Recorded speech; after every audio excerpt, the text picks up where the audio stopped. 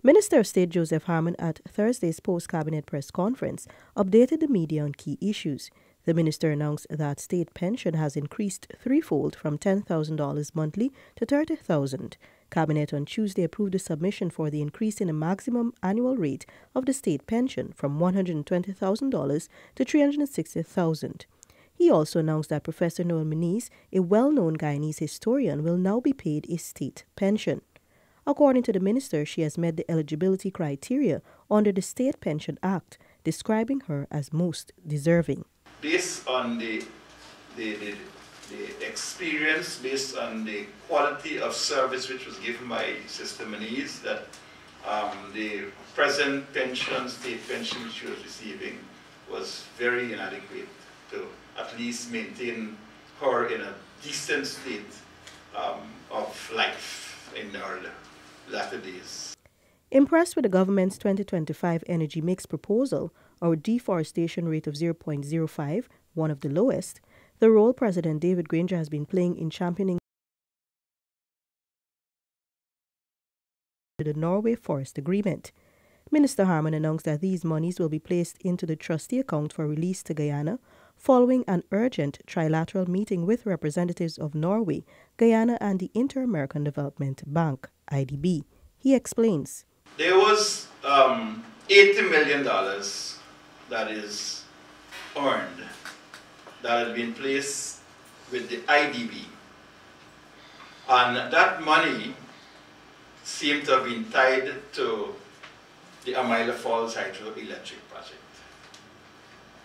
There's an additional $40 million which was also earned that was supposed to go to the trustee account for some certain matters to be dealt with, and there are projects which I'll have to outline at a later stage.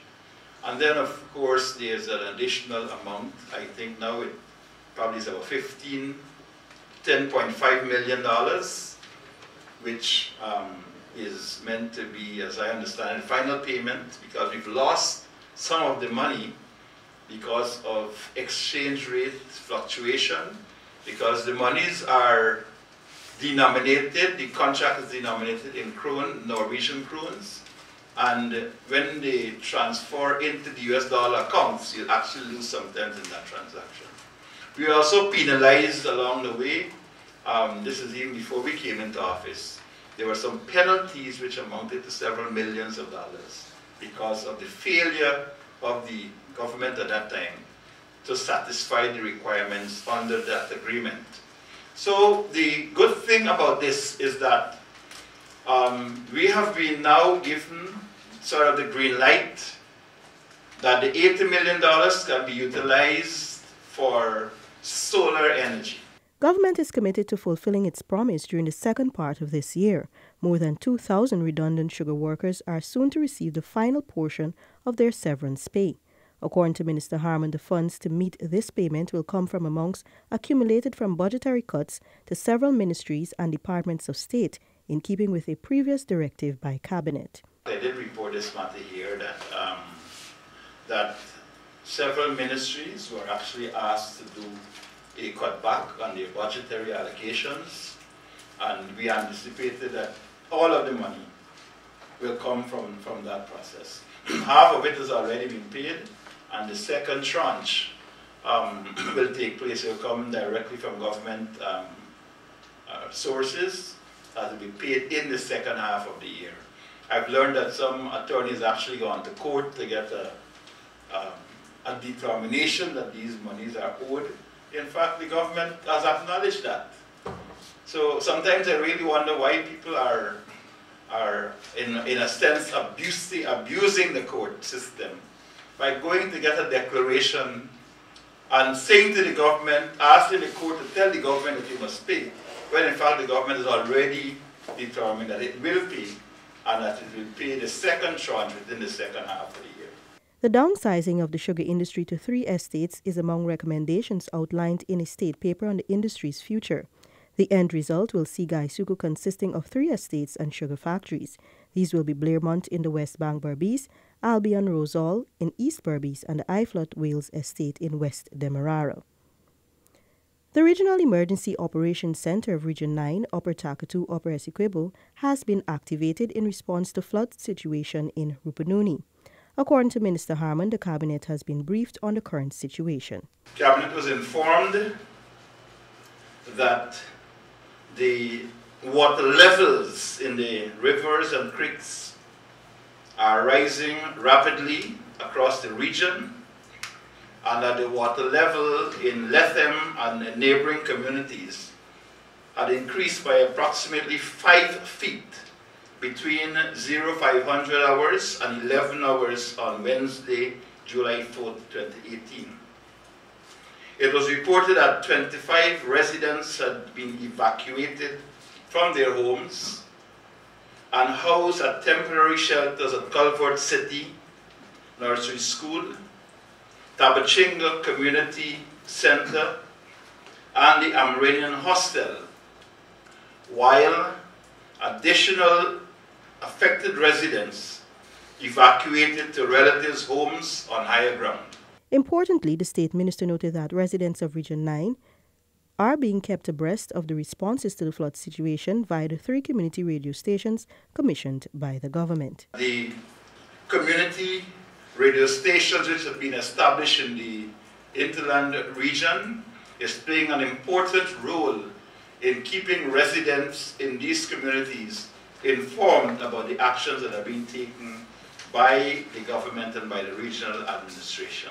Annual reports for the Small Business Bureau, SBB, for the years 2014 to 2016, the Institute of Applied Science and Technology for the years 2012 and 2013, and the National Trust of Guyana for 2017 were approved and will be laid in the National Assembly. A Guyanese mission will be in Puerto Ordaz, Venezuela, for July 12 to 16.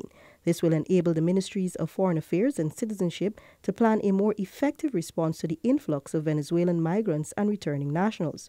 The mission will be led by Director, Frontiers Department, Ministry of Foreign Affairs, Barbara Haley. What we are doing an assessment or reassessment of the consular services that are provided to Guyanese who are resident abroad. Puerto Ordaz, in my information, says that there's a large amount of Guyanese living there. I can't give you the exact figures, but I'm told that it's in excess of 15 or 20,000 or thereabouts. And so that wherever our Guyanese citizens live, we are looking at providing better consular services for them. Guyana will host the 17th session of the Committee for the Review of the Implementation of the Convention on Desertification in January 2019.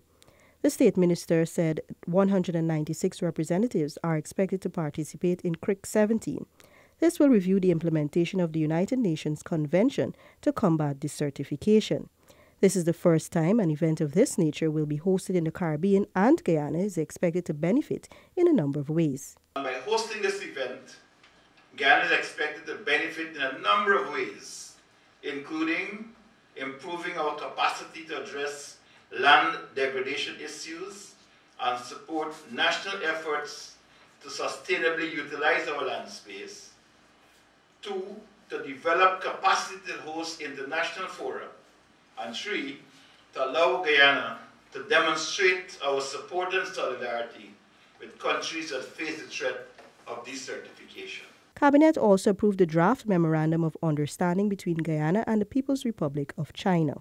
The cooperation within the framework of the Silk Road Enhancement Program will envisage specific agreements on mutual cooperation in the areas of infrastructure, financial services, human resource development, and culture.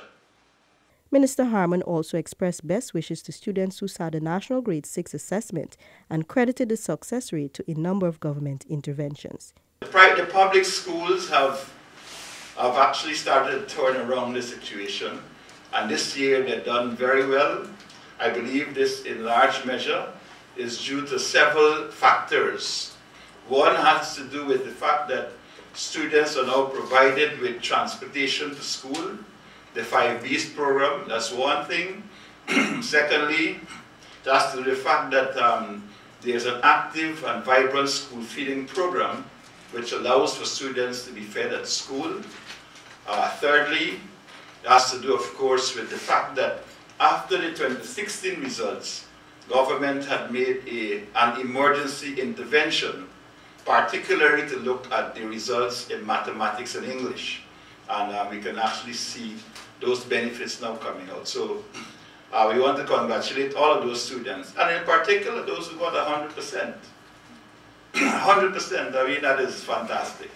I believe our future is in good hands when we look at the results coming out of these examinations with these students.